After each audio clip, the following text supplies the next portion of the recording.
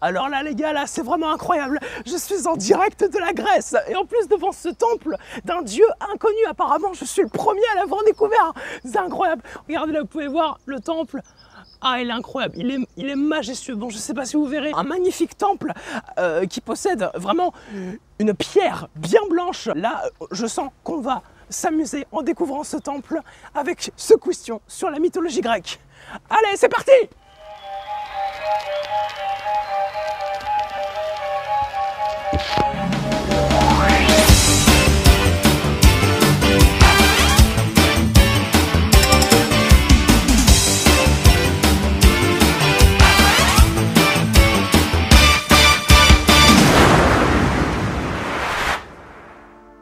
La mythologie grecque, c'est, je pense, la mythologie qui nous est le plus familière. Quant à moi, la mythologie grecque m'a été transmise avec une passion dévorante par un monsieur qui est maintenant décédé il y a quelques jours et dont cette vidéo lui est dédiée. Alors, c'est parti, aujourd'hui, retour sur la mythologie grecque.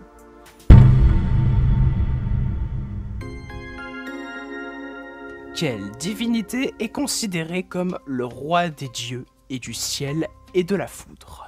Hadès, Poséidon, Zeus, Héphaïstos.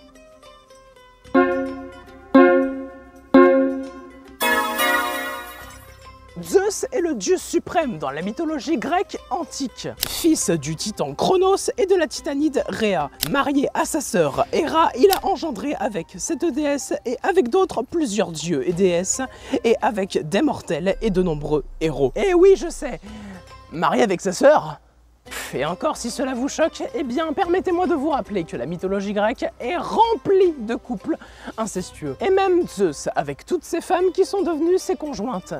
Eh bien, parmi elles, il y a sa fille. Quel grand héros a réussi l'exploit d'effectuer 12 grands travaux pourtant jugés impossibles à réaliser? Héraclès, Bellérophon, Didon, Hector.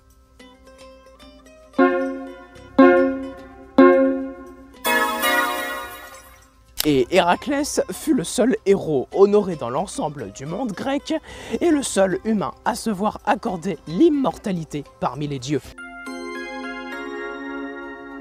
Quel est le point faible du célèbre Achille? Le cœur, l'épaule, la main droite ou le talon?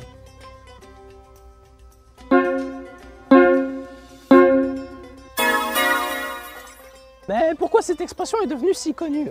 Eh bien, la mère d'Achille, la nymphe marine Thétis, avait plongé Achille enfant dans le fleuve des enfers, le Styx, le tenant par le talon. Il devint invincible partout où l'eau a été en contact avec sa peau, c'est-à-dire partout, sauf au talon, qui devint son point faible.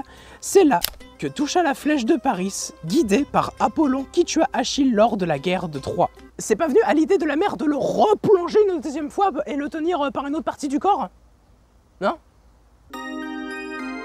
Chien tricéphale à queue de dragon, mon rôle est de garder les portes du monde souterrain amenant aux enfers. Qui suis-je?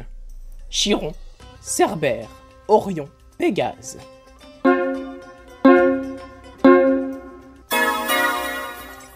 Ouais, regardez-le bien avec ses crocs acérés, sa taille imposante, l'agressivité de son regard, enfin de ses regards. Je suis sûr que personne n'a réussi à le vaincre.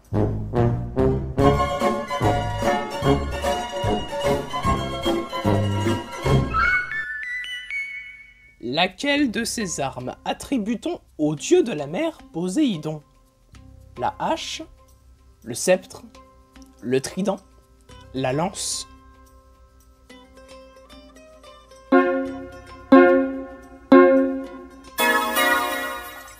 Bon, maintenant, on va un peu augmenter le niveau des questions. Alors, c'est parti pour la question... Un instant! Quoi? C'est à moi de poser la question. Le Sphinx. Mais Je t'interromps tout de suite. S'il y a bien une créature dans la mythologie grecque qui doit poser une des questions, c'est bien moi, le Sphinx. Et ça tombe bien que j'en avais justement une pour vous. Quel animal a 4 pattes le matin, 2 le midi et 3 le soir? Le kangourou, le gorille, l'homme ou le chien?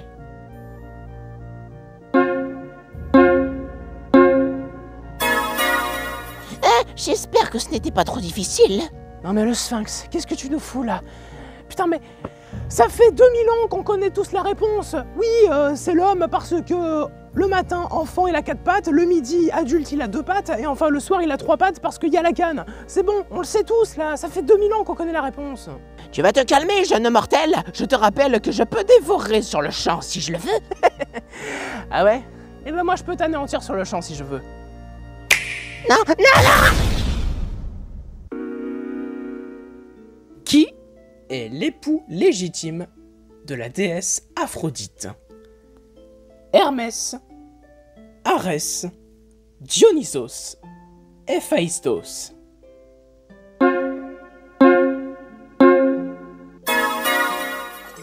D'ailleurs, ça n'a pas empêché Aphrodite d'avoir 7 autres conjoints. Pareil pour Héphaïstos, hein, 4 autres conjointes. Dont l'une de ses conjointes à Héphaïstos, c'est son arrière-grand-mère. Oui, parce que Gaïa, la déesse mère, la déesse de la terre, c'est la grand-mère de Zeus. Et Héphaïstos, c'est le fils de Zeus. Donc Héphaïstos a couché avec son arrière-grand-mère. Ok, là, les dieux, les déesses de la mythologie grecque, là, va falloir consulter, c'est pas possible, parce que là, c'est pas possible d'être autant accro au sexe, là, c'est pas possible. Vous vous rendez compte, avec son arrière-grand-mère? Quel type de créature fantastique malfaisante est Méduse? Une satyre? Une gorgone? Une géante? Une harpie?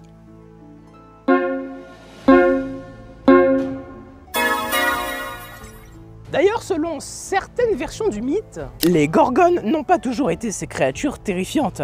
Mais à l'origine, Méduse et ses 2 sœurs étaient de belles jeunes filles. Mais ayant défié Athéna, cette dernière les transformera en monstres.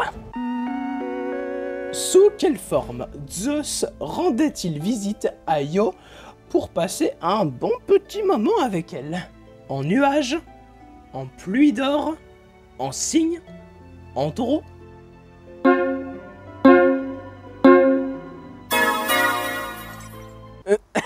C'est drôle parce que on peut dire qu'elle avait la tête dans les nuages. Mais tais-toi! Il l'a amené au 7e ciel. Mais ferme-la!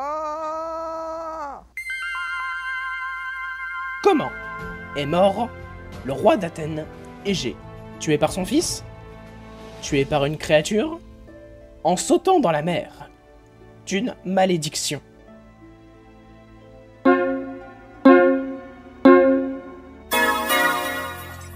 Avant de partir combattre le Minotaure, le roi Égée avait demandé à son fils que s'il revenait vivant, son bateau devait revenir avec un voile blanc. Mais s'il était mort, il devait revenir avec un voile noir. Cependant, Thésée, oui, a bel et bien vaincu le Minotaure. Mais il a oublié de mettre le voile blanc et mettra le voile noir. Égée, voyant le bateau de son fils revenir avec un voile noir, se suicida en sautant à la mer. D'où le nom, la mer Égée.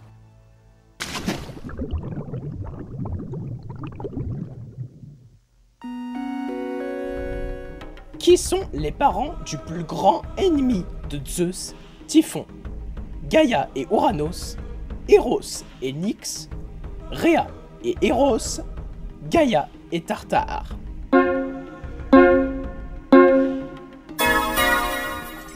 Selon les légendes, il est considéré comme le titan des vents forts et des tempêtes. Typhon tente de renverser Zeus pour la suprématie du cosmos. Les deux se livrent une bataille cataclysmique, que Zeus gagne finalement en terrassant le typhon de ses éclairs et sa force unique. Comment se nomme le paradis dans la mythologie grecque? Le paradis? Les Champs-Élysées? Le Valhalla? Les Champs d'Ialou?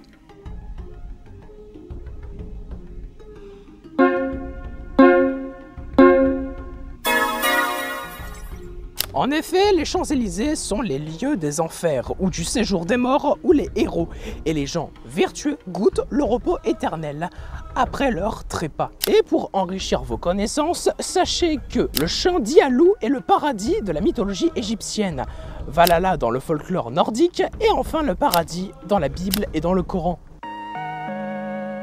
De la guerre de Troie à son Odyssée, combien de temps il aura fallu à Ulysse pour retrouver les siens? 17 ans, 20 ans, 22 ans, 25 ans.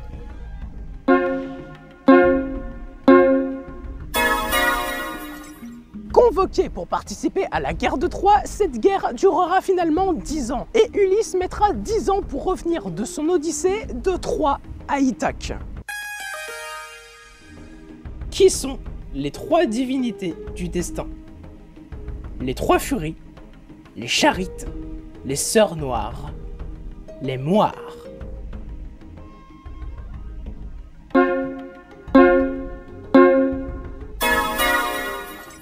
Dans la mythologie, elles président le destin des mortels. Ainsi, Clotho, la fileuse, tisse le fil de la vie, représentant la naissance. L'Achésis, la réparatrice, le déroule, représentant la vie. Et enfin, Atropos, l'implacable, le coupe, représentant la mort. Et nous sommes arrivés à la question 15. Et la question 15, si vous ne connaissez pas encore l'émission, c'est à partir du moment où la difficulté va de nouveau augmenter et vous n'aurez plus de propositions de réponses. Alors j'espère que vous êtes une divinité de la connaissance en ce qui concerne la mythologie grecque, car cette fois-ci, il n'y a plus de retour en arrière. Comment appelle-t-on la grande guerre entre dieux et géants?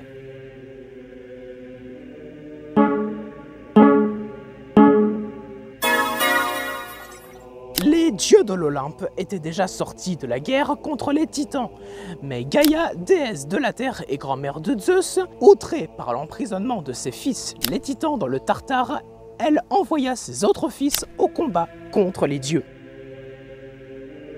Comment les grées peuvent-elles voir alors qu'elles n'ont pas de yeux?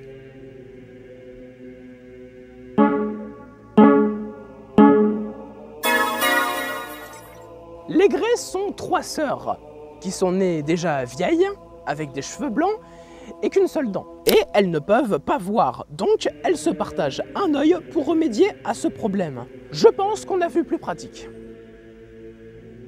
Où les muses ont enterré la tête d'Orphée.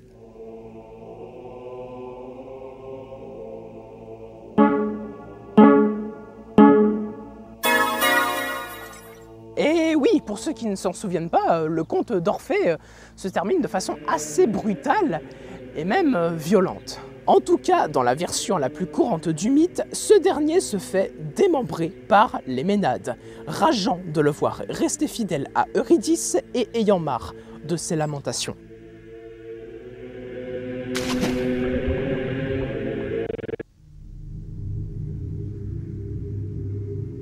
Quel est le prénom du Minotaure?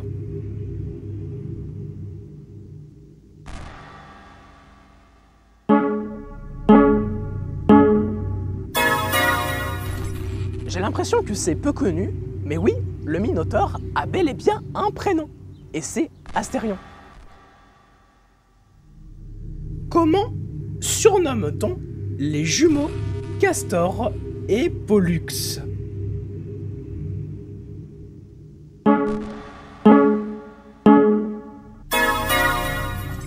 Dioscure, ce qui signifie en grec « fils de Zeus ».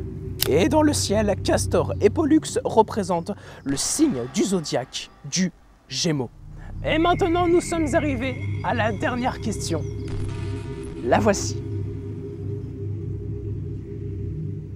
Qui sont les parents du centaure Chiron, précepteur de nombreux héros et demi-dieux.